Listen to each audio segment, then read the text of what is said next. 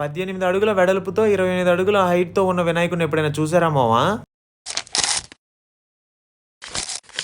అసలు మ్యాటర్ ఏంటంటే Nellore rain square ఆపోజిట్‌లో పెట్టిన గణేషుడిని ఈరోజు నిమజ్జనం అంటే చూద్దామని చెప్పి వచ్చేసాం. ఇక్కడ పెట్టినప్పటి నుంచి నేనైతే అసలు చూడలేదు. ఇప్పుడే ఫస్ట్ టైమ్ చూడడం. 18 అడుగుల వెడల్పుతో 28 అడుగుల హైట్‌తో చాలా గంభీరంగా భలే ఉన్నాడు చూడ్డానికి. ఈ గణేషుడిని మహాకాల్ గణేషుడు అంటారంట.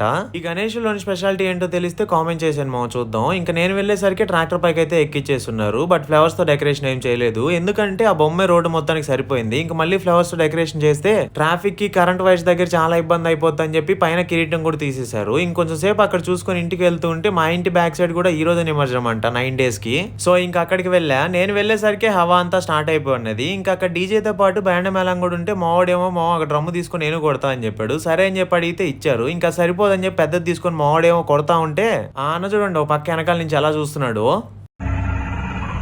ఏంటి మమ్మీ ఎవడీడు?